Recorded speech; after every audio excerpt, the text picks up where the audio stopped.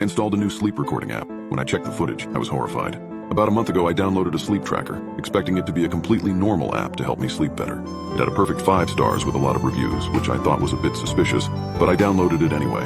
I now wish I'd actually read what the review said before downloading it. I never would have pressed download. I set it up that night by putting the phone next to my pillow and pressing the bedtime button. After that, you were supposed to set an alarm, turn off your phone, and go to bed. And in the morning should get an overview of how you slept. It showed you how long you snored, how long it took you to fall asleep, all of the basic things. Nothing seemed out of the ordinary yet, and it was fun seeing my sleep data every morning. But after a few weeks is when things started to go wrong. One morning I woke up, and there was a new section in the data section labeled Audio. I clicked on it, curious, and I saw 2 audio samples taken from throughout the night. All of them were about 5 seconds long, and each had a timestamp on them, with each sample being about 2 hours apart. A little bit after this, about a week, someone had broken into our neighbor's house and robbed him, which shook up my parents pretty badly. My dad ended up going out and buying a bunch of those security cameras that you connect to with an app and can see through them on your phone. I thought this would make us feel safer, but this was the start of my worst nightmare. Then something really strange happened. It was maybe 2 weeks later when I woke up and checked the app. There was now a 4th section labeled Photos. This seemed odd to me as I didn't know what photos it would have taken, seeing as my phone was off and under my pillow. I clicked on it and it was photos from the security cameras. It never asked me to update the app's permissions, and I hadn't even updated the app in about a week. I clicked through the photos and everything was normal, at least for now. I should have known something about this was deeply wrong. It was like the app knew that we had installed security cameras. Again, however, I brushed it off and everything was fine, everything was normal. Until this morning. I woke up earlier than normal. I felt oddly tired despite a full night's rest, but I chalked it up to the missing hour of sleep. I decided to stay up, seeing as I wasn't doing anything that day, and checked the app. I immediately noticed something was wrong. On my data graph, it said that I hadn't snored at all throughout the night. I figured it must have been a microphone error and moved on to the audio section.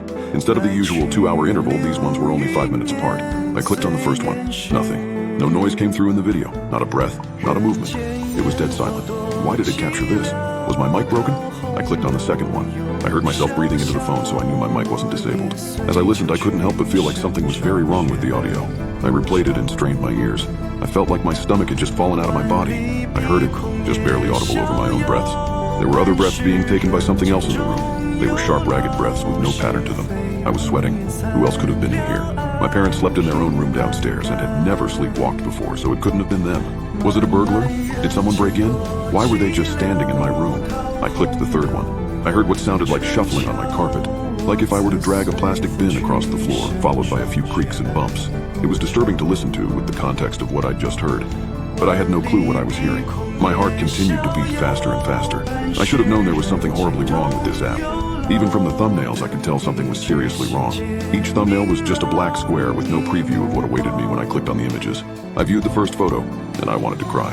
I felt nauseous at the sight before me. Standing in my backyard was this creature. There's no other word to describe it. Based on how tall it was against our fence, it was easily over 6 feet tall. It was skeletally thin, but no bones pushed through its taut skin. No elbows, no knees, no ribcage, no spine, nothing. It was completely smooth. Its proportions were all wrong. Most of its height was derived from its torso and neck. The midriff of the thing was impossibly long, with a neck twice the length of a human. Its arms stretched down to its knees with spindly fingers that reached to its calves. The worst part about it was its face, or lack of one. It had no facial features, not even eye sockets or a mouth. It looked like someone took a mannequin head and stretched skin around it. It stood upright, seemingly reaching toward the front door. I clicked to the kitchen. The front door was wide open, which should have been impossible. My dad locks and deadbolts the front door every night, so there was no way the thing could have opened it. It stood in the middle of the kitchen, holding onto the counter, seemingly for balance. Its head was turned toward the doorway at a degree that would be impossible for a person. I clicked to the dining room. It was uncomfortably close to the camera, already at the living room doorway by the time the photo was taken. Only its head was visible in the frame. I clicked to the living room and was horrified by what I saw. My living room is a relatively tight squeeze, with the couch and TV on opposite ends of the room, with a coffee table taking up most of the space in between. The thing was splayed out like a spider, crawling across the couch, its grotesque arms reaching towards the arm of the couch. Its knees were bent the wrong way, not to the point that they looked backwards, but far more than should be attainable by a human. I held my breath as I knew what the next cam was. I clicked to my parents' room. I let out a long sigh of relief when I saw that everything was normal there. My mom and dad peacefully sleeping, no creature visible in frame. I lingered there, happy to see a normal photo in this nightmare. I clicked to the stairs, and any sense of joy I had was torn away. It was still positioned like it was on the couch, crawling up the stairs, about halfway there in the photo. Its arms now looked like its knees, bent the opposite direction at the elbow, or at least where its elbow would be. I felt lightheaded as I realized where it was going. I clicked to the upstairs hallway. The upstairs has a lower ceiling than the downstairs, not even being 6 feet up. The thing was bent at an ungodly angle and looked like someone snapped it in half. It was grasping toward my doorknob and I felt a knot in my chest. My mind flashed back to that horrible breathing at my bed. How was that even possible? This thing had no face. How was it breathing?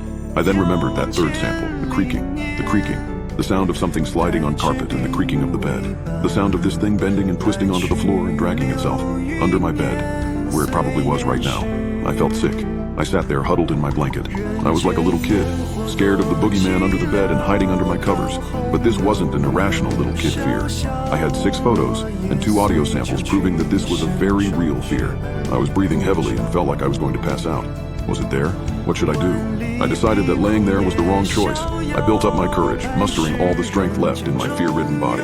Clenching my eyes, I took a breath and bolted toward my door. Nothing happened. I turned my head to my room and didn't see it. I ran downstairs and into the kitchen. My mom was standing there. She asked me why I was so panicked and what had happened. I explained the audio and photos and even showed her a few to prove that I wasn't bullshitting. She thought I was pulling some sort of prank and checked the cameras herself. I saw her look of mild amusement vanish and her face turn white. I explained how I had downloaded the app and the random unexplained features and how I felt drained this morning and looked through everything. She grabbed her keys, phone, and wallet before we got into the car. As we drove, she called my dad and explained what was happening, and he, of course, didn't believe her. She told him to check the cameras and to meet her at the hotel near our house before hanging up. As we passed the house, I could have sworn I saw its fleshy hand pressed against the window of our front door.